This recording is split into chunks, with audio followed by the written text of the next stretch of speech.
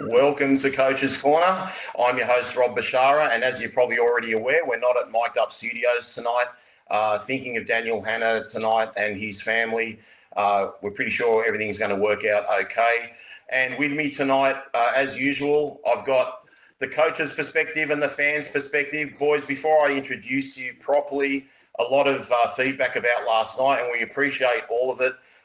It was quite a fiery clash, and I think that was more particular by Robbie because we lost the game. I think Robbie's in a much better mood when we're winning the game. I actually loved it, watching it back, but I can understand, we were talking over each other a little bit and stuff like that. We will promise not to do that tonight. I'm also having a little bit of an issue from home tonight with my feed, so I'll be muting whenever I throw to the boys. So just pardon all those sort of little interruptions. With me from Queensland, you're back in Queensland now, aren't you? Are you, Adel? How are you, mate?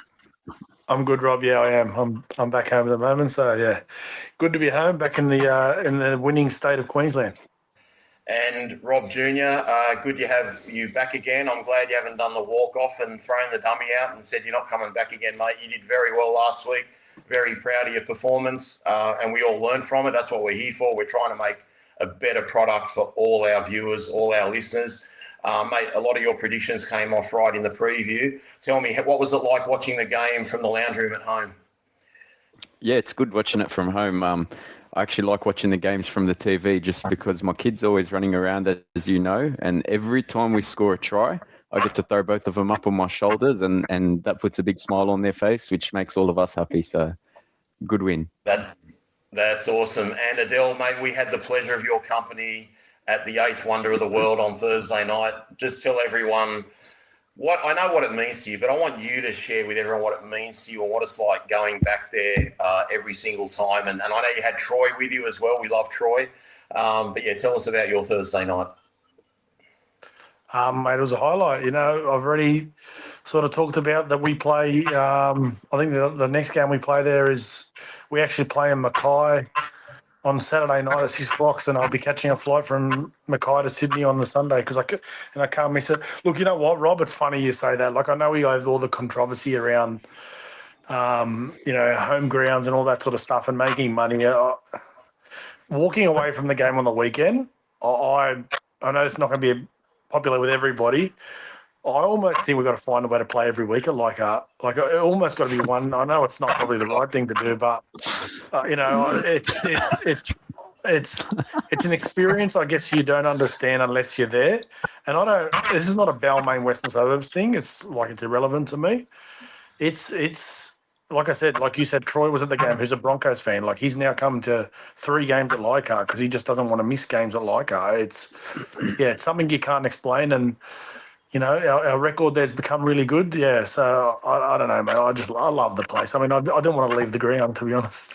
I appreciate your honesty, but I don't appreciate the fact that you or Robbie are trying to cost us listeners and viewers every week with some of your comments. But look, I get the romance with it all, and I can't talk. I said we couldn't get a Tigers chant up at Campbelltown, but I'm not going to lie, guys. The grandstand wasn't cooperating very strongly with a Leichhardt chant at Leichhardt. It was the hill that carried us this week. Guys, let's get into the game, okay? That's what the viewers want to see. They want to go back to that minute-by-minute sort of analysis, and we'll stop whenever we need to stop. And pardon me for trying to read my rough draft because I didn't even rewrite it today. I've had one of those sort of days.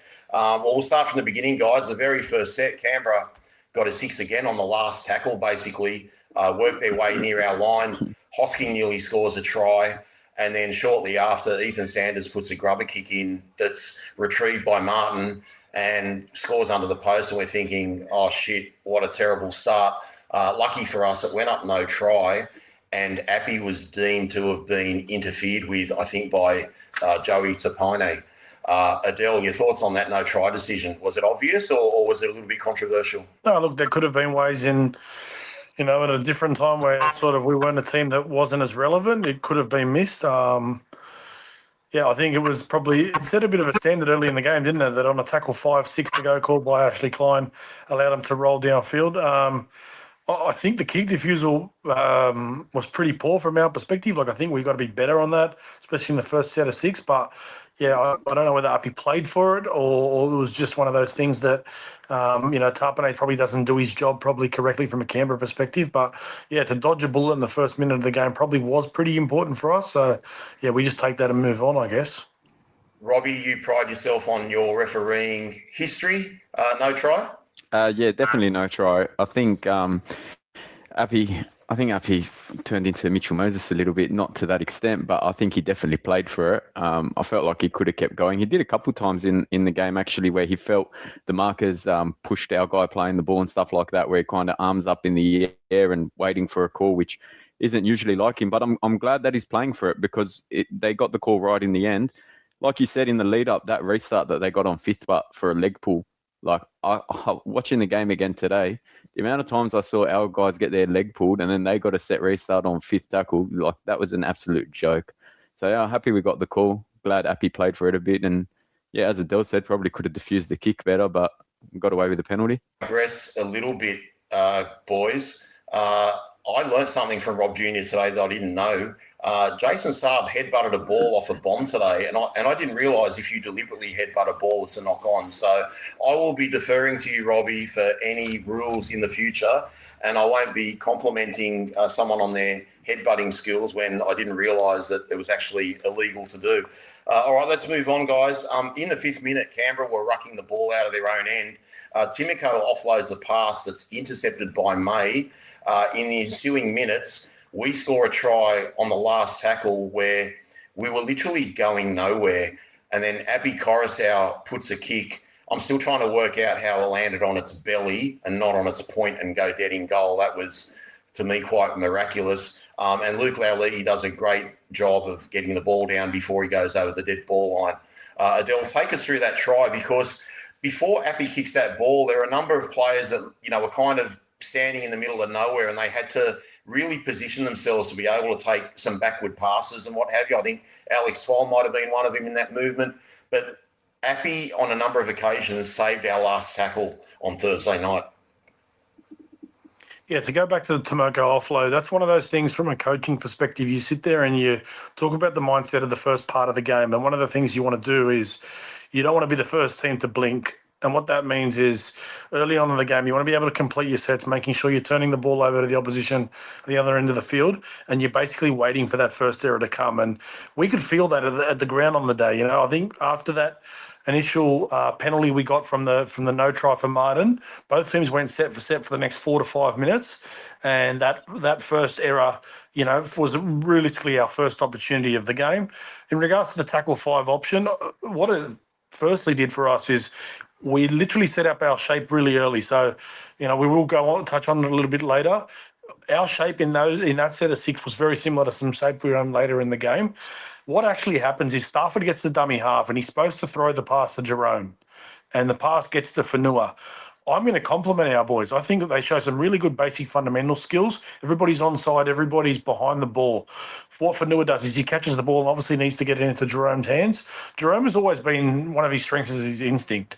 I think it was Tom Starling who rushes out of the line, and Jerome doesn't panic, and that's the key in this situation. You see guys sort of try to run around in circles or try to just put a panic kick in. He actually trusts his teammates, tips the ball to Twali, like you said, Rob, who again, I think Canberra then start to rush him. They get it to Uppy, he adjusts, and he puts the ball in space. I don't think that's an attacking kick. I think it's a kick to try to put the ball towards the corner. Look, there's only one way that was going to be a try, if that ball bounced the way it did.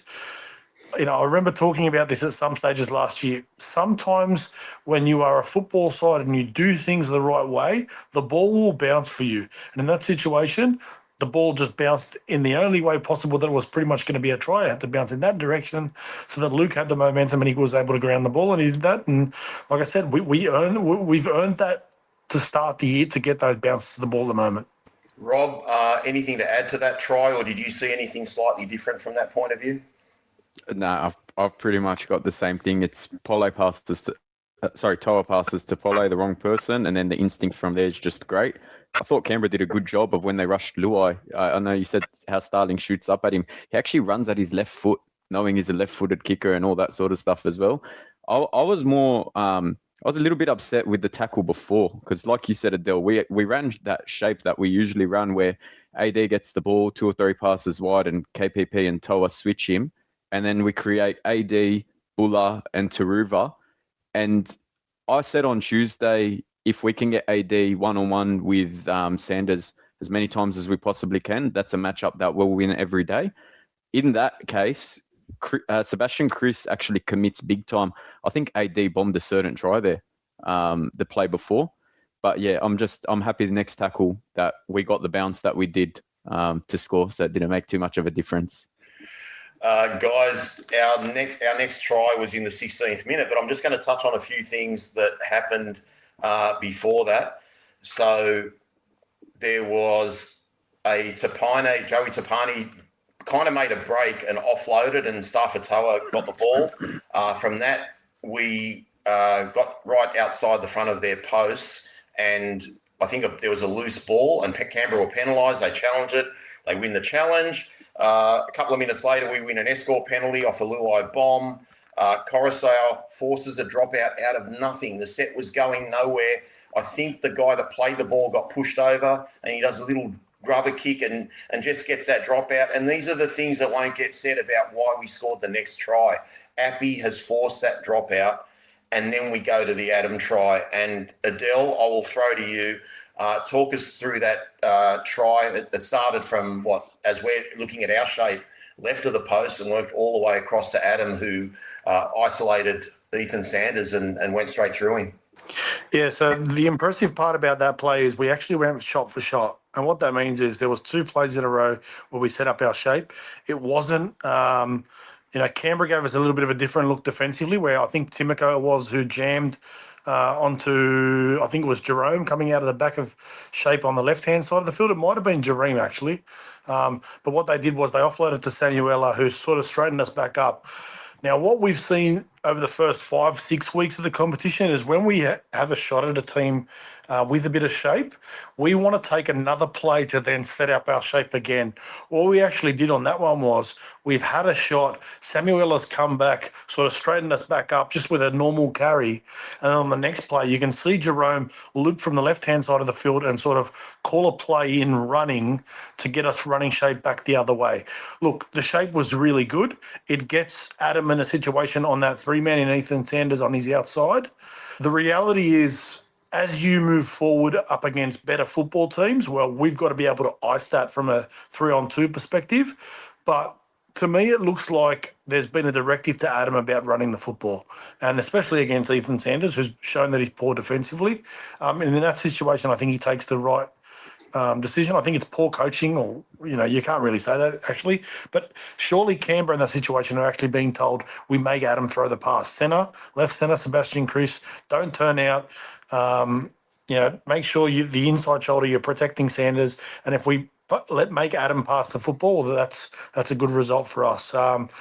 Adam's strength is his running game. I think I've seen people being critical of that. Don't be critical of a guy, embrace it. And his ability to be able to basically turn Ethan Sanders into a turnstile in that situation is a strength, and it's a great finish. Rob, you've got a little bit of praise from Eddie on the previous podcast. This was pretty much what you were asking for on the Tuesday preview show, with both halves being on the same side, setting up some plays together. Talk us through what you thought of that try. Yeah, well, like Adel said, if you watch the replay, Jerome looked like he was setting up short side, and then he comes around and makes that call on the run. So great leadership from him, as always. It's just textbook shape. Like when shapes run to perfection, it's lock to half, and there's a fullback out the back and everything. Look, I get what Adel's saying. Against better teams, you're going to want to capitalize that. But Adel, with the defense that you saw in that play, do you not think that Tamale, because I'm just looking at the replay now, I felt like Tamale was pretty high, and it would have been a bit risky. I know I said in the preview, if we can get Adam one-on-one, just run it all day. But don't you think Tamale was a bit high there to the point where he kind of forces Adam to run that ball in that situation? Like, he probably still could have, like looking at it now in a freeze frame, he probably still could have got it around to Taruva. I just think that, like you said, when you're one-on-one with a half that you're going to beat 9 times out of 10, don't you just pin the ears back and go? Like, what if that's a pick 6 there or something, You're still on mute, Adel. Sorry, I think one of the things you've got to almost do is try to look at other situations in other games, and even in the game against Canberra on the weekend, right, where teams are being able to nail that 3-on-2 situation. So it's not necessarily throwing the long ball in that situation, but, the Jed Stewart no try later on, the Alex Johnson try for South Sydney last night, those sort of situations, obviously the challenge is going to become for Stafford in that situation to be able to catch and pass, but it's picking what the opposition are actually trying to give you in that situation. I explained it to you guys privately. I think what Adam needs to actually do in that situation, and that's his development, is as he catches the ball on the back of that shape, is to look to double pump a little bit to see what the defence does on the back of it and then make his decision. I think Adam's initial instinct, and I can't be certain, but I'm pretty positive that's, listening to what Benji says to the players, he's probably told Adam, that's your strength. Don't go away from your strength. If you see the chance to run the football, run the football. So I'm not too fussed about it. I mean, if Adam's going to run the football 10 times a game and score us a try, that's a pretty good result as far as I'm concerned. I can't take Andrew Bashara. Mate, this guy's a stitch up. Stop bringing his comments up. No, keep bringing them up, Jay. They're awesome comments. I'm not laughing at you, Adel, I promise. I saw something about Valentine Holmes 5 minutes ago and it's killing me. Yeah, I seen the comment about 10-0 Tupo. It's an in-house joke. Yeah, all right. We'll keep that in-house too, Adel, because I know what the joke is too. Guys, we only committed a couple of errors after that. One where, they were good errors. Samuela made a break offloaded to Taylor and he dropped the ball. And there was another one where I think Terrell tried to offload to Appy just on their side of halfway. We lost the ball. Now, let's get to the big talking point of that half, the Appy sin bin. Adel, where do you stand on it from every single aspect, from a player's point of view, from what the NRL are trying to do? Are we starting now to sin bin players, as I said on the previous podcast, due to injury? Yes, that's been pretty clear.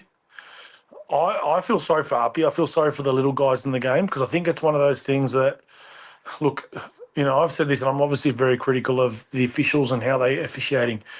These guys don't understand the actual context of the situation, but look, it's just what it is. I think there actually has been a little bit of consistency around the hit drop that's come back, but we have seen some that are pretty weird. But it's just the fact that I just don't feel like they're understanding how difficult it is to do anything different in Uppy's position in that situation. Like, if you're coming from tackling from the side or sort of behind someone, it's almost impossible now to do it.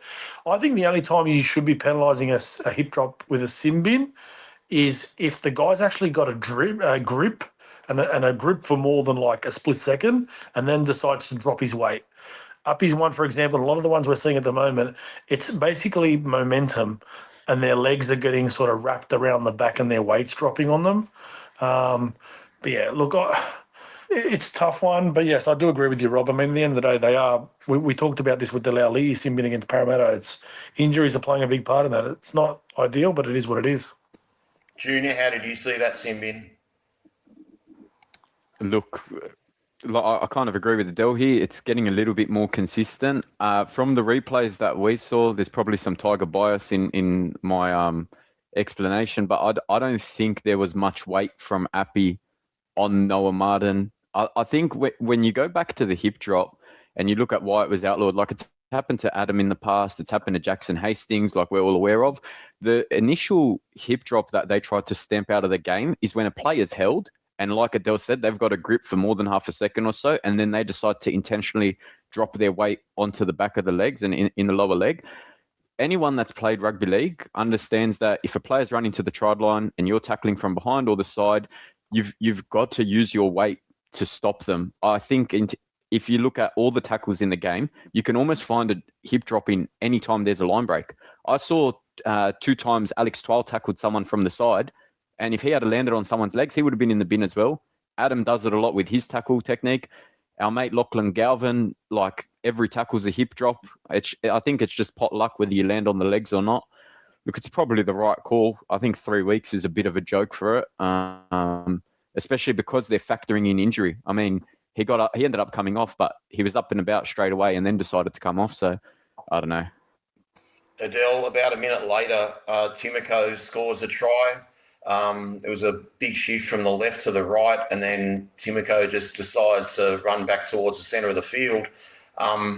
Just probably no intention, but it just seemed like perhaps Terrell was the only guy that was sitting back a little bit and hadn't plugged that hole, like pushed up a little bit, and he just goes untouched to score under the post, and that gets converted and makes it 10-6. What do we do there? Because, we're down to 12 men. We're sliding really well. It looks like we've got everything covered. I just think that's more circumstance than anything wrong that anyone did. Look, if I'm reviewing that with the players, I'm actually giving them a really big compliment. We had our little moments last week around Jerome. If you watch back, you understand what Jerome brings to that side in regards to football IQ. Very similar to Adam when they're defending on an edge and they're defending shape on an edge. They are both very, very smart in how they can almost disrupt the team's patterns. Jerome gets up really high, takes his left edge up really high and says, no, you're not going around us, and basically forces them to go back against the grain. Look, the reality of that is Kaipi's ball's got to stick his shoulder into that tackle when Timoko's on his way back. I think he doesn't, you've got a centre coming back against the grain. Realistically, what you should, Jesus, Andrew, stop it. I can't stop with Andrew's comments.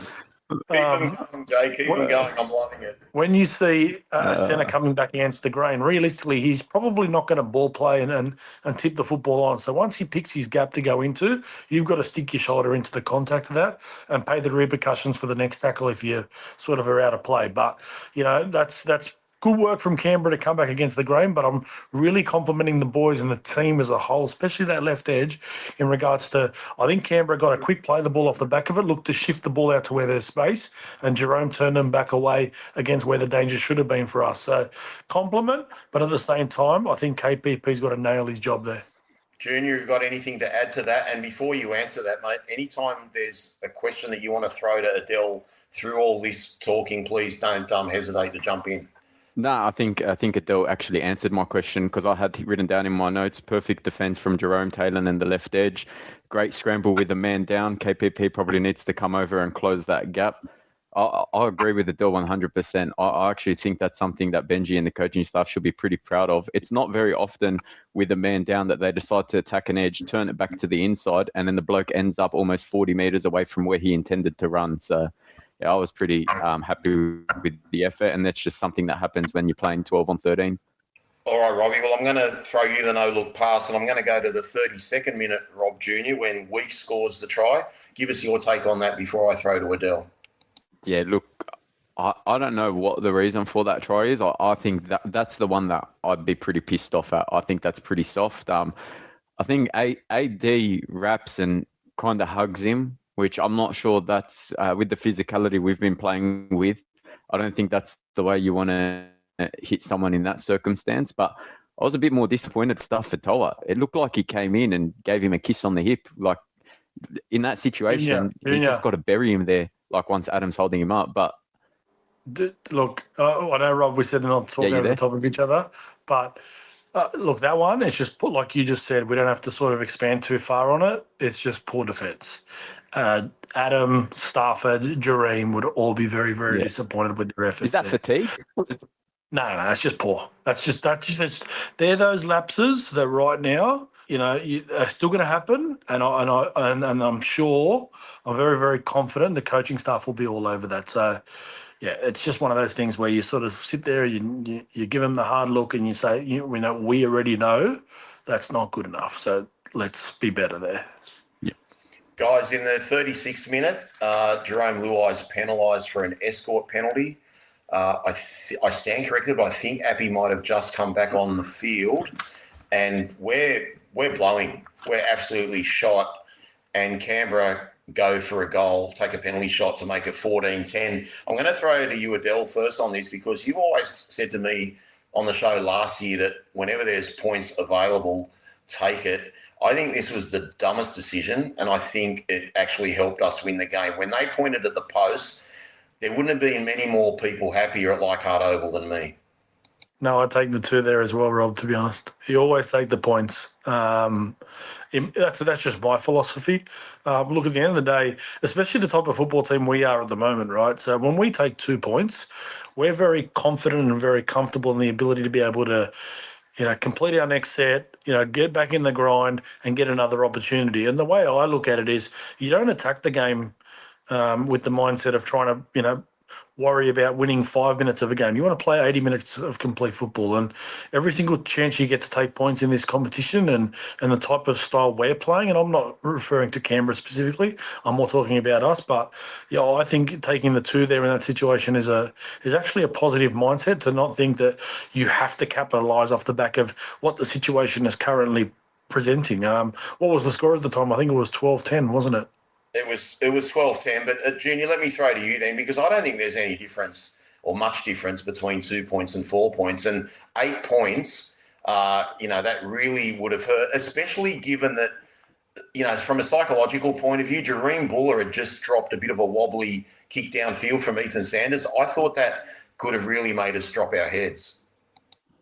Yeah, that 10-minute period Appy was in the bin, because that penalty was literally given, I think, 3 seconds after Appy was allowed back on the field. I had the biggest smile on my face because I thought we didn't do well in that 10-minute period from a scoreline point of view. And I said to my father-in-law at the time, and I messaged you boys in our chat, I knew we won the game as soon as they decided to take the 2. To me, that showed their respect for us, and it almost showed that I just felt like they thought they couldn't match us, and that's why they thought we'll take the 2, hope that when you guys score, you miss a kick, which funnily enough, we did when it came to leveling it up at 14 each. But yeah, look, I know when points are on offer, like Adel, your theory is take the points. I just think if you look at our 10-minute period there, as Dad said, they scored a try, which we did really well defensively, but they still walked away with 6 points from. Then they scored another try where shit missed tackle, as you said. So naturally, we're a little bit deflated. Then Jareem drops a bomb. I think if you can get 6 points there from the Tigers, it might create a little bit of panic, especially, looking at the week we had. Not that Canberra would be thinking about it as well, but all the talk about the halves in the lead up and all that, and coming off a loss to Brisbane. And I think it would have created a bit of fear for, and put it this way, I bet you if you survey all the fans that watched the game or were at the game, the Tigers fans, and you said to them, how would you have felt had they have gone for a try and actually got a try? Would you have backed us to win from 18-10 half time as opposed to 14-10? I reckon a lot of people would have said no. Well, here's my perception of this, right, is we're saying this with the assumption that if they take the tap, they're going to score a try. Now, the coaching staff for Canberra are on the sideline. They've probably seen Uppy already about to go back on. So they know it's 13 on 13 basically from there. What they could guarantee is that there was a guaranteed 2 points. So if I always gave you an option of a guaranteed 2 points or the chance to score 6, like to me, it basically meant they were going to go into halftime after the first 30 minutes of that game. They were going to go into halftime with 14 points on the board. To me, it's an absolute no-brainer. I know we sit there and we worry about, especially early on in the game, we're worried about whether 2 points or 4 points. Well, if we score a try, and I'm talking again hypotheticals, and when we miss the kick, it's 14 all. If they score a try at 12-10 and they miss the kick, it's 16-10, and then we score a converted 16 all. These are all hypotheticals. At the end of the day, it's a guaranteed 2 points. That's why I always talk about when you're in the lead, take the 2 points as much as you can, as many opportunities as you can. And that's just my theory around it. But yeah, I don't think it had any impact, to be honest, on the game. Adel, it wasn't a guaranteed 2 points, but I think Latu got a high tackle last week in the second half against Brisbane, and we declined 2 points from about 30-odd metres out. That ultimately would have won the game. But I'm going to throw this at you. I reckon 80% of teams that are up by 2 points, unless it's like right on halftime, like 30 seconds left, 80% of times they're going to go for the tap or go for touch. They're not how many times have they scored? That's irrelevant, because I think in the modern game, there are so many points scored that going up by 2 and then by another 2 and then by another 2, like I can't imagine us going 2-0, 4-0, 6-0. I imagine us going 2-0, and then I imagine us going for a try at 2-0. I don't think we would ever take a goal at 2-0 to go 4-0. We'll see. Okay, fair enough. All right, guys. I just want to get your thoughts on halftime. Robbie, you've kind of mentioned what you were thinking about halftime. Do you agree with me? I kind of gave a little bit of a Churchillian rant in the last show that the next 40 minutes was going to decide what sort of team we are in 2026. Were you thinking along the same lines, Adel? Right. Adel, Robbie, who? I said Adel. Can you guys Okay. hear me? Yeah, you went to Robbie Yeah, first. you started with Junior, and then you ended up with Adel. So Oh, sorry, guys. I did the flick pass. All right, whoever wants to go first. You go, Robbie. you go. Oh, all right. Fuck. What was the question again? No, look, I think. No, I think I didn't think it determines our season. It's 40 minutes. It's one game. Like I said on the preview show in Tuesday, I don't think I understand results are what drive the competition, and obviously where you stand at the end of a season and all that sort of stuff. But I think as long as you perform in the 40 or 80 minutes, the way the coaching staff and the team want to perform, that is because there's so many things you can't control. Like I said in the Brisbane game, like there's refereeing decisions that could cost you a game. There's sometimes the other team can just be better than you, even though you're playing the best you can. So I don't think, a loss would have said, nah, we're done if that was the result at the end of the 80 minutes. But yeah, like you did say, I was confident that we were going to win that game. And I think I messaged it at the time at halftime. I said, we're still going to win this game 13 plus. Like I'd seen enough from our boys, and I hadn't seen much from Canberra to scare me at all. So, Adel, your thoughts? Well, my thoughts in regards to this matter, Rob. Like at the end of the day, nothing is going to define our season besides our application to what we do week in, week out. So yeah, it has. I mean, I said it on last week's show. Like we could have lost the game against Canberra. We could have had a terrible performance and made up for it. The week after. I think everything's about mindset in this game. And the one thing I know about us at the moment is our mindset is elite and in the top 2 or 3 teams' mindset. But you know what? I'll even go as far as say it's just us and Penrith from a mindset perspective in regards to our application and how we're playing our football at the moment. I think we're the top 2 teams in the competition. I think Brisbane are showing a different type of mindset at the moment. And obviously we've seen some really good defence. That's probably the one part of South Sydney's game you want to see improve. So, yeah, I'm not really fussed, to be honest.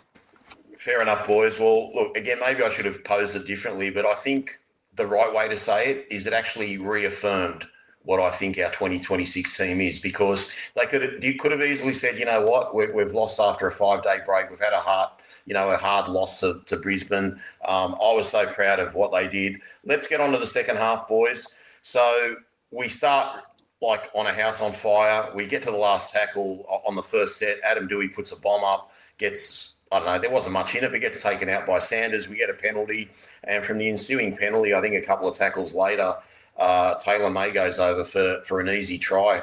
Adel, can you just talk us through that try and what was good about it, and how quickly we just bounced back straight after half time? Well, I watched the reaction of after they scored. There must have been, there was a discussion. There was definitely a discussion about what they were about to do. And as soon as the try was scored, Uppy's reaction was to run and point at Jerome about something, right? So they must have ID'd something in the way they did it. It was basic shape off the middle of the field with a block shape on the 3-man. I talked about this to you guys privately, how Ethan Strange overcompensates defensively, how he makes sure to try to get his body in front of a lead runner.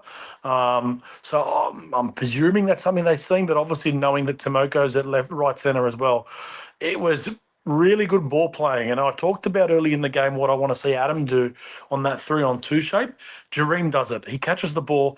As he catches the ball, he double pumps. So he shows the look to pass the ball, and then he sees what basically the centre and the winger start to do. And as soon as he's seen them both sort of stay passive and sit on their heels, he then takes a couple of steps directly and just gives Taylor May the ball directly into the hole. And that's the one thing I think that obviously is a big strength of Taylor's game. And yeah, they capitalised on the back of Timoko, Strange's sort of overcompensation defensively, and then Timoko and Jed Stewart, who aren't the best defenders when defending shape. We took advantage of that.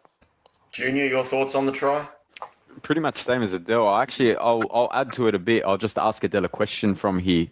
Looking at it, I don't want you to pretend you're a Canberra fan, because who would want to do that? But if you're Ricky Stewart in that situation, is Jed Stewart not completely making the wrong read there? Because, like you said, Ethan Strange overcommits. So I can understand Timoko wanting to help tackle Buller with Strange. What I can't understand is if you watch the replay, which I've got here, Taylor May takes off after that first dummy pump. and it looks like it's almost impossible for Buller to get the ball to the winger. So I don't understand why Jed stayed out. I felt like there's no way Buller could get that ball to what's he on the left wing? I've gone Lauliti. Well, you've got to still understand that there could still be a catch and pass from Taylor there in that situation. So you haven't seen the way he's caught the ball. Jed, I think, does a good job in regards to staying patient. I actually just think they've got to make the tackle there. That's all it comes down to. But, yeah, to be honest, Junior, Canberra's irrelevant to me, as you said. Yeah. But you know what? I'll give us credit because I was very critical of our shape when we split that field 50-50.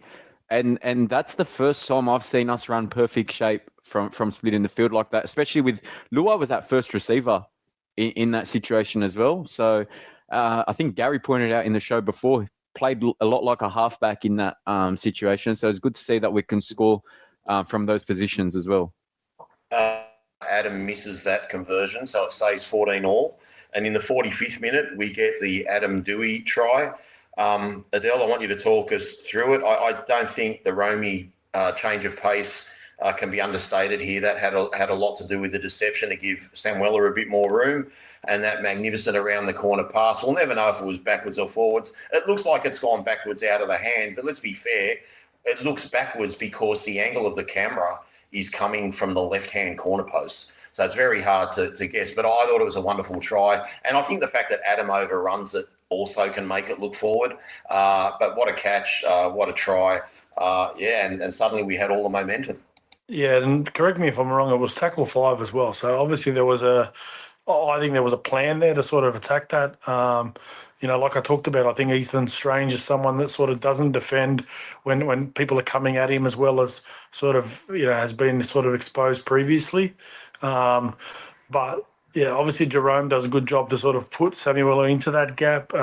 His ability to play with tempo, his ability to sort of have that little bit of patience in regards to his ball playing as well.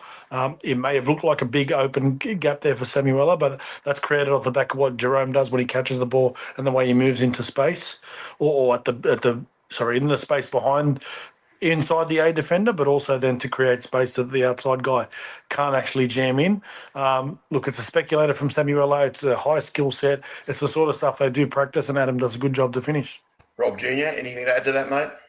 Yeah, Jerome did really well what a lot of people throughout the week said he couldn't do. He played very direct, and I think he showed his brains there as well. Like Adel said, it was last tackle. I don't think there was a preempted decision to play short. I think Jerome was always going to play what he saw, and I think you see Timoko overcommit. So with the confidence that Jerome Luai has, decides to play the short ball on last tackle. And then credit to Adam, as soon as he sees Timoko push up, for pushing up off support of Samuela. There was someone on the pod on Tuesday that said we just need to push up off Samuela and our back rowers. So it was good to see Adam do that and get a try. Adel, it's rather surprising that Rob Jr.'s head still fits on the screen, given all those predictions he's talking about from Tuesday. Guys, I'll just go into a few more little things before we get to Luke's try. 53rd minute, Terrell May was penalised for a head slam on Hosking and put on report. Adel, will anything more come from that, in your opinion? No, because the charge sheet is out and he wasn't on it. Well, that shows you how busy I've been this weekend. Okay. All right, let's go. We had a nothing set going in about the 57th minute, and I've said it a number of times tonight already, guys. Appy saves the set. Somehow he gets a grubber kick into the in goal and he forces a line dropout. Then in the 61st minute, we get the ball because Joey Tapani, whatever he calls himself, throws a poor pass. And then a minute later, Luke Lowley scores a fantastic try, finishes off a really good movement, steps off the left foot, I think, to beat Timoko, who seems like an absolute turnstile. He was originally named on the left. He ended up getting shifted to the right. Adel, I'll get you to talk us through that try. Yeah, look, it was okay shape, but look, that was just poor defence from Canberra, and we'll touch on it a little bit later. But Canberra's right edge defence, which I predicted before the game. Thank you, Rob Bashara. Look, they're not very good. And Canberra all over the park, I mean, weren't very good defensively, but we did a good enough job to be able to run the shape with a little bit more depth with what we do, especially on that tip pass to our centre in that situation. And Taylor does a good job to tip it off to Luke. And he finishes really, really well. So it was good shape. It was presentable shape.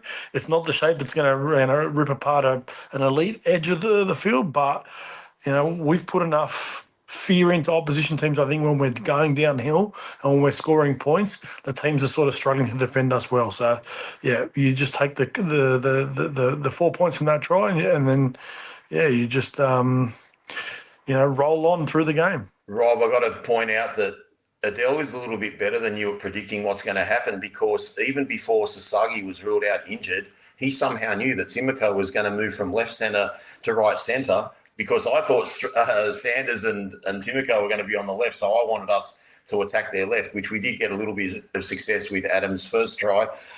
We don't seem to be doing anything special with our block shapes, Robbie, yet we still scored quite a few tries inside the red zone. Give us your thoughts on that try and any of our shape in general for that game. Yeah, look, I thought our shape was a lot better that game than you don't do that one. I thought our shape was a lot better that game than it has been in the previous games. But like Adel said, that's probably just bad defense from Canberra. I don't want everyone to get excited the way they did after the Newcastle game and think, we're the best attacking team in the comp because we came up against poor edges. Like I said on Tuesday, Canberra are weak, not just on their right edge, but also their left edge and the middle. They're, in my opinion, one of the bottom 4 teams when it comes to defending the red zone. And I think they proved that point on Thursday. Adel, in the 65th minute, I think it was, AD runs it on the last tackle, does a nice cutout ball to Tito Taruva, goes up the right, bombs the try, whether you want to say it's him. I mean, it's Taruva first because he had Toa right next to him. From a fan's perspective, I would have really enjoyed the last 15 minutes more if we scored that try there instead of giving me heart attacks and watching Jed Stewart having to be ruled no try. As Gary Watson said on the last pod, was that arrogance? What was that? Like, that's just something I think we've got to ice. I know it's being hypercritical, but we just can't afford to bomb tries like that. And you look like you're about to rip into me. Yeah, I think he doesn't, I will. Forget that. No, I think we forget that the guys are, they're humans. They're going to make those sort of errors. We don't. I guess. Yes, of course, we never want to leave points out on the field. I think that's really important to think. But to talk about whether it's arrogance or all those sort of, I don't think it was. I think genuinely Adam caught the ball and thought he can come off his right foot, and he said to KO Wicks, "Tackle me if you can." And he made the tackle. Like, yes, 100%. You want him to pass the ball and you want to ice that, but yeah, I think it's just nothing more than we probably just didn't get it right in that situation. Play on. Rob Jr., I'm actually referring to Taruva's arrogance because Taruva just gives it inside to Tara and it's a try. But give me your thoughts on that play. I think you're wrong, and I'll tell you why. If you watch the replay, they actually show a behind shot of KO Weeks running on the try line, and guess who KO Weeks is running for, mate? He's running for Stafford Toa. I just think KO Weeks is that good of an athlete. I don't know how he didn't tear a hammy. That bloke ripped the handbrake hard and then smashes AD, but he's gone for Toa. All his intent is to run for Stafford Toa because that's where he thought the ball was going to go. I think you just got to give credit to KO Weeks for stopping a try that shouldn't have been stopped. If there's any criticism at all, AD maybe had 3/4 of a second to decide to pass on the inside to Buller. That guarantees a certain try, but I can't be critical of Taruva there. I actually think he made the right pass because Weeks' intent was to go for Toa originally. Right, Junior, you don't ever have to be critical. Just don't fall into this trap of having to be critical. If there's no situations where we don't have to be critical, we actually don't have to be critical at all. Okay, well, you guys can be real Mr. Nice Guys. We absolutely butchered that try. I'm just going to mention a few more things before the Adam field goal. So, again, Luai forces a dropout in the 68th minute. Nothing special there. Canberra weren't going anywhere, guys, and somehow the ref found a penalty on Fanua Bole. That was in the 70th minute, which led to the Stewart no try, which was clearly not only grounded on the touching goal line, he loses the ball. So it was a double whammy. All right, Robbie, you want to say something? Yeah, I want to say it wasn't grounded on the touching goal line the way the video referee said. It was bounced on the touching goal line. How the video referee can look at that and then tell everyone watching the ball is grounded on the touching goal line. We have a no try. Just call it what it is. He dropped the ball. The thing that scares me about that is if that had have been 30 centimetres over, he would have found a grounding out of a complete knock on. And just on Jed Stewart, mate, again, watching the game, that bloke's got, like, everyone talks about the nepotism with Stuart Flanagan and Kyle Flanagan. How's that bloke in first grade? Seriously. I can't answer that, but Adel, Rob makes a good point about it was a clear bounce, and he's right. That probably would have been ruled a try if it was 30 centimetres in. Like, is he just trying to take a cop out that he doesn't want to be seen? He didn't want to say if it bounced or not, but I've got an easy way out here because it's 1,000% on the line, because I think it's 1,000% a bounce as well. Yeah, to be honest with you, I didn't even take, like, once the decision wasn't a try, I just moved on from it. So, yeah, I'm not really sure. To answer your question, Rob Junior, he's a depth player for the Raiders, so it makes it. Have they got injuries on the wing at the moment? Yeah, Savage is out. Yeah, it's funny, but because you'd think Tamale would have been on the wing before Jed Stewart. Like, I know he ended up coming in for what's his name. Yeah, who knows? All right, guys. Something we're not real good at doing. We actually got a nice field goal to Adam to get that 3-score lead. Just your thoughts on the field goal. I thought he nailed it. I mean, there's really nothing much to it, but I think, we had a hard time setting up against Parramatta. We missed a field goal against Parramatta that luckily led to a penalty. I don't think we've had a history of actually setting up for penalties well. Who wants to go on this one first? Yeah, I think the key to it is we didn't look like we were setting up for a field goal. I think that's the new norm now with when you want to set up for a field goal. Play your shapes and then shape up and just drop someone underneath to be playing the ball. The key with field goals now is you want to be playing the ball 10 to 11 metres out from the try line. Anytime you're inside the 10, well, it's a bit of a shorter distance for them to try to get to you. So I think that's really important. We tried to go for one a little bit earlier, but we're playing the ball 3 metres out. It's almost it's practically impossible to be able to get the kickoff with no blockers and all that sort of stuff. So, yeah, I think it was the fact that we didn't actually set up for it in the traditional manner where we just took, where it looked pretty obvious. Adam sort of almost stood to the right-hand side and looked like he was almost in a position to be able to run shape. Very similar to what Adam Reynolds did the previous week against us. So, yeah, good job from Adam to nail the kick. As always, Rob, that's a really good point from Adel about, we really shouldn't be inside the 10-metre line when you're trying to hit a field goal. Like, it gives you more room.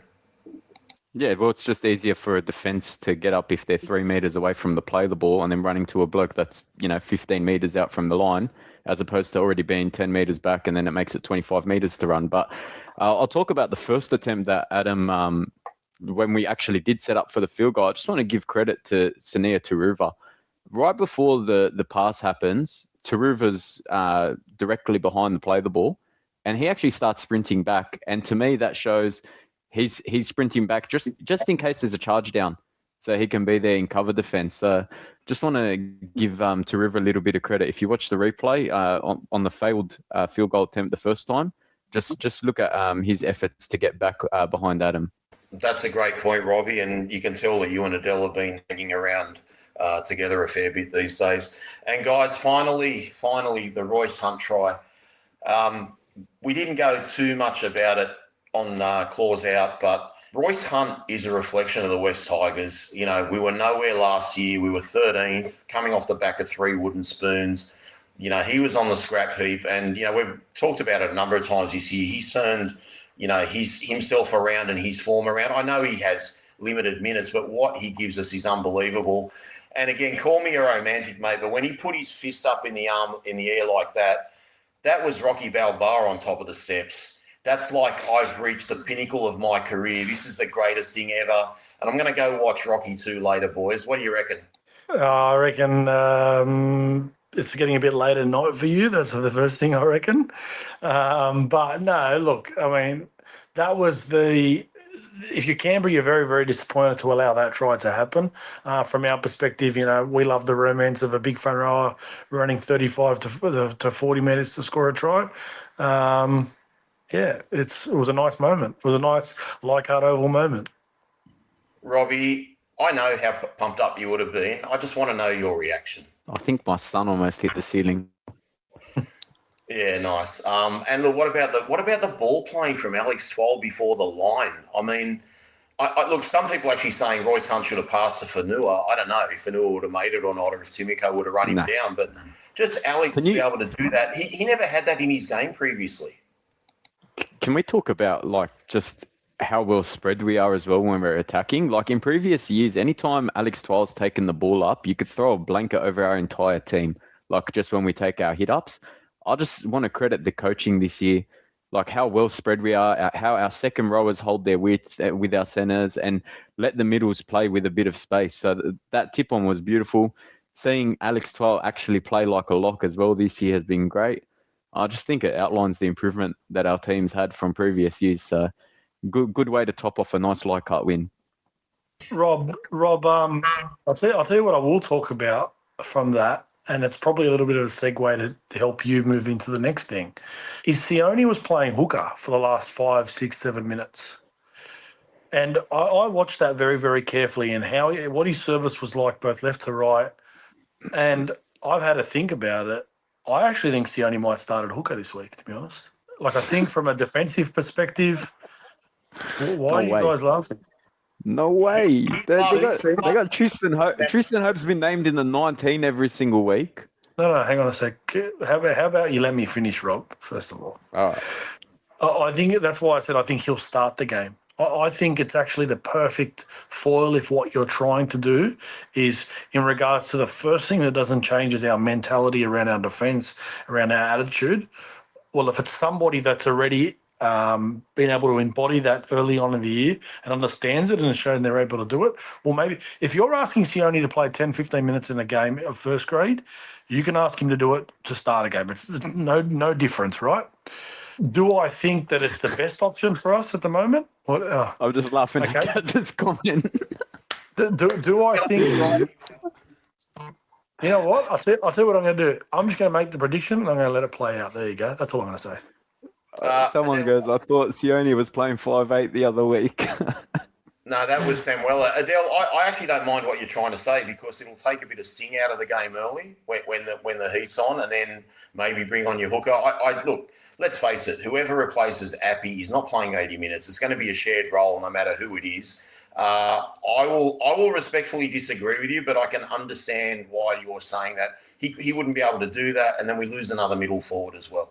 Yeah, but that's where we do have a little bit of leeway because we've got your safe half might have to play back row anyway, but I think we've got a little bit of leeway. I think some of the fans might get Bunty to play as well, but I just think that in the end, whoever plays hooker, you're not going to be Appy Coruscant. What we need you to do is defend well and defend. Do your job really well and have good service. We're not going to ask you to do anything any more than that. Sometimes when Tristan Hope goes to hooker, he actually overplays his hand. I don't think they're going to play Latu at hooker. I watched the game against who did we play? The Broncos. I actually think there's a bit of a concern about Latu's tackle tech when he plays in the middle of the field. I think that he has that little bit of because he's such a small body, he tries to get underneath blokes, and I know he's gotten in trouble with it before, where guys end up with the momentum and the new stuff sort of end up tipping over. I think there might be a concern with Latu there, but look, like we've said, let's just see what Benji does, and all I'm saying is I won't be surprised to see Sione play there. I don't mind the idea. Now that you've spoken it through.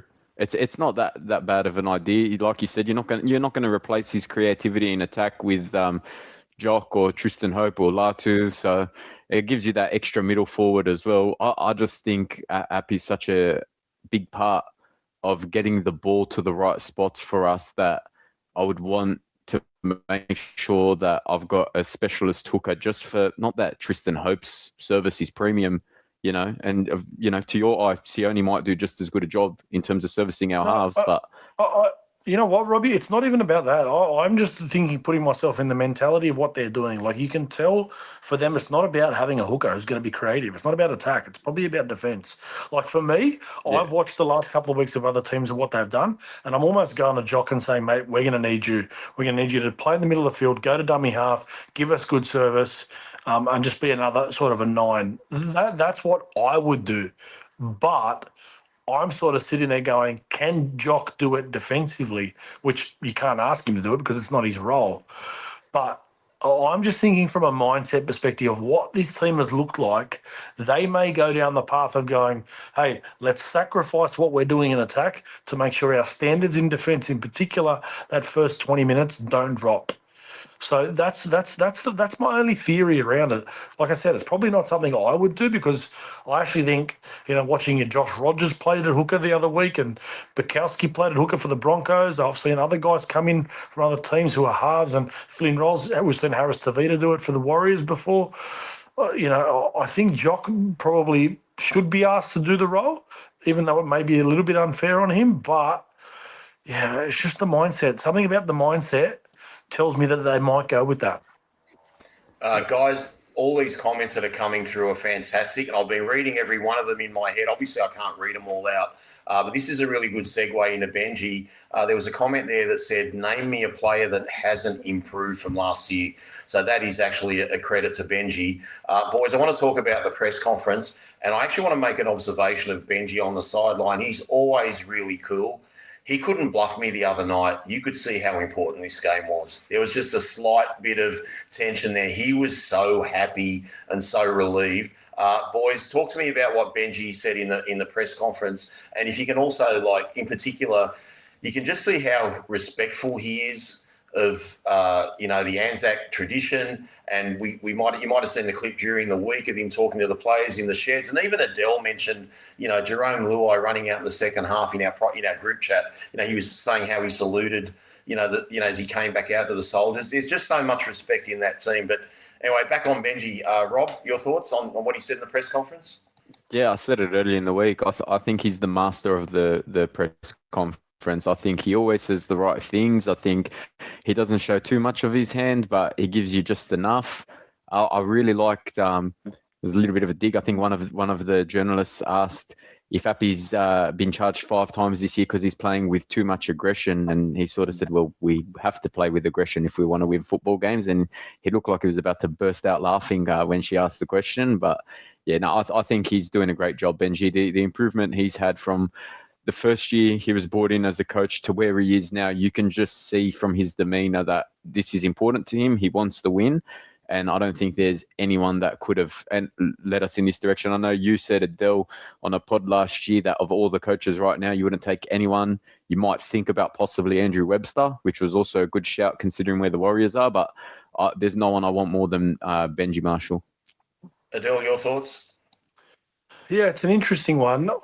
To me, it looks like at the moment, Benji is so comfortable in himself and he's so comfortable in what the mindset is of the club. I don't know, did you talk about what Moose said? Am I supposed to say that, Rob, about the whole thing and previously, or have you not? Look, I think Steve Stretton tried to say what he said a few days ago. He probably didn't quite get it right, but you can... Look, okay, I'll let me say it, Adel, because it was literally a 15-minute chat. Pete was walking out. I don't think you'll mind me saying it because it's actually a really good reflection of where the club is. I screamed out Pete. He was on the phone. He stopped. I said, mate, congratulations on what you've done so far this year. And in a nice way, but straight away he said, Rob, we've achieved nothing. And it shook me back. I just love that because I was actually giving him a compliment about how fit they are and where it's all heading and, whether it leads to finals or not, it's irrelevant. I was just thanking him on the job he's done. But he was just so focused, so driven. It's like we've achieved nothing yet. But go on, Adel. Yeah, and that's to me is telling it's painting the picture of everything we're hearing and everything we're seeing from Benji. It's a little bit of Wayne Bennett last night after South Sydney won. It's sitting there going, everyone's heaping praise on South Sydney and what a performance, and Wayne's sort of sitting there going, okay, well done. We won a football game. And that's the reality of it, and that's the mindset of it is, yes, we're winning. Yes, we're sitting third on the table, but just as much as you guys are blowing our asses up when we're going good, we know that if we lose 2 or 3 in a row, what's sort of going to happen? So we've got to keep these boys grounded. We've got to keep the standards high. We've got to look at all the improvements we want to get. Every time we start to go good, all of a sudden, we'd lose the game against an understrength Broncos side is all we were told, and, all that sort of stuff. And they've got to be aware of that sort of stuff. So I just think the mindset of what Benji's bringing at the moment, I've said it before, it's Wayne-like. You can tell that, but in his own way. yeah, you guys already know my opinion on Benji, so I don't need to keep going into it. All right, boys. In conclusion, we're going to do our 3-2-1s, and I will forewarn you after the 3-2-1s, because I know you can't fit everyone in there, and everyone was magnificent Thursday night. I want a couple of honourable mentions or people that don't make your 3-2-1s. I'll start with you, Robbie. If you can give me your 3-2-1 and a little explanation as to why. Yeah, my three. Yep, my three. I've got Taruva for my three. I thought he set the platform with everything. I think his yardage carries were incredible. He looked like he was going to bust the line every time he took the ball up. Even when Appy went to the sin bin, just straight away, finger went up one set. Like he's a true leader of the team. I'll give two. I don't want to copy the ones from the last show. Like you said, everyone was great. I'll give two to Twali. Twal's just, like I said, his game's at another level this year. No, I'm not going to mention Adam because I'll give Adam 3 every week. Like, I want to start to credit some of the other guys that are doing stuff. I'm interrupting. You're not copying. Just give it to who you think is best. Rob Jr., that's like a football team that's going the same way, getting results all the time and getting bored of it and going the other way. So don't do that. Go back. Are you saying you want to pick? Are you saying you want to pick Jock at 7? No. I'm saying no. That's a big difference. What are you talking about? Don't be silly. Well, you said if we're going one way, just keep going that way. I'm G'ing you up, Adel. Come on, let's go. No, I thought. Yes. Well, I don't know what's wrong with that selection. I thought Twal led our forwards. I thought Taruva did a good job, and I'll give credit to Jerome Luai for 1 point as well. I thought Luai defensively, what he brings to that left edge is insane. They still haven't scored on our left edge since he's back. I know Taylor May came back with him. And then for your honourable mentions, as you say, I'll give an honourable mention to the one that everyone likes to crap on in the comments, Luke Lauliti. I thought he was great on Thursday. Adel, your 3-2-1. Yeah, I'm going to start with my honourable mentions. I can't give Tito a point if I'm not giving Luke a point, so I'm not going to give either of them a point. I think they were both as good as each other, to be honest. Like, Luke's yardage carries were sensational. Like, he was doing it. They do it in 2 different ways, but, yeah, I'm giving them both an honourable mention. I think they were just both fantastic. I'm giving Adam 3 points. I thought... And I'm going to jump straight into it. I'm giving Jerome 2 points. I think they were the key to what we did the other night. I think our direction and our control of our football side and their ability to score our points off the back of those 2 guys was really, really important. So I'm giving Adam 3 and I'm giving Jerome 2. I'm giving 1 point once again to Alex Twal. His performance is elite. Absolutely elite on both sides of the ball, and you can't underestimate that. And then again, you give an honourable mention to Appy because, yes, we're down to 12, but not only were we down to 12, it was him that was off the field, and I think we've noticed that, and that's going to be our biggest challenge over the next 3 weeks is being able to handle him. So Adam 3, Jerome 2, and Alex Twal 1 was for me. Any final thoughts, Adel or Rob, that you'd like to share before we sign off? Yes, I am very excited for the next couple of weeks. I've been waiting for us to, take a bit of adversity head on. I'm not sure what's going to happen with Jareem. Benji sounded like he was pretty confident that he was going to play. So that'll be interesting. No KPP, no Uppy this week. A bit of a shuffle there. Uppy being the big one. If Jareem's out, it's an even bigger challenge. I'm so excited for that. I think it's the perfect time. I mean, you never want anyone getting injured. It's the perfect time after what we've been able to achieve. It's not about winning or losing. It's about showing whether we are a system team, which is what we're trying to be. When I say system team, it actually allows you to just allow the next bloke come in and do his job, pretty much what the Broncos are doing at the moment. Are we that system team that it doesn't mean we rely on individuals? Because I still think that Uppy and Jareem are our 2 most important players. Or are we a team that's turned into that type of team that if somebody is out, it doesn't matter who comes in, they know what their role is and they just got to do that role and that role only. So it's going to be interesting for us. Rob Jr., any final thoughts? No, I wouldn't say I'm excited for the next 3 weeks with the adversity that we'll have to face, but I'm definitely interested to see how we'll handle it. But no, I'll never say I'm excited to have Appy and KPP and the boys out. But yeah, I just think if there's a time for it to come, like Adel said, it's probably the right time for it to come. I think after our bye, after the next 3 games, I've had a look at our season, and we don't verse many good teams. We don't verse many of the current top 6, that being the Roosters, the Rabbits, the Warriors, the Panthers, or Brisbane. And when we verse the Penrith the 2 times we verse them before Origin and then in the final round. So, yeah, I think this will be our biggest test of the season, as you'd like to put it, Dad. So it'll be exciting to see how we come out of the next 3 games. Rob, can I put my coach's cap on and have a chat to Robbie Jr. real quickly? Robbie, what I want you to do before now and Sunday, 4 o'clock, I want you to find a way to get excited about it, because that's how we got to attack this, both players and fans, is we've got to find a way to find that excitement in this. It's not about being anxious and being nervous. These are the type of weeks that will determine how good of a football squad we are. So we should get excited about it. I know we want to have a look and see what it's like, and then, if things don't go well, we start to worry even more. Let's find the excitement. So I'm going to give you, I'm not going to talk to all our fans, I'm just going to talk to you at the moment, Junior. I want you to be the bloke by Sunday, 4 o'clock, to find the excitement about this next challenge that's coming our way. Well, I'll tell you what I will be excited for. I suggested that my wife and I go to the game, which will be our first game this week, now that we've relocated south. And I think we'll be going to the game this week at Shark Park. So I'll be excited to finally see the boys live this year. All right, boys. Well, look, if you don't go to the game, Rob, we're doing a watch-along at the Summer Hill Hotel, who have jumped on board to support West Tigers Life. So, and I'll be there. So join us at the Summer Hill Hotel. We'll be there a couple of hours before the game, and we will be building up quite an atmosphere. A few mentions and thank yous I've got to do before we go. One, thinking of you, Daniel Hanna. Hope everything is okay. 2, we've got West Tigers Faithful jumping on board tomorrow.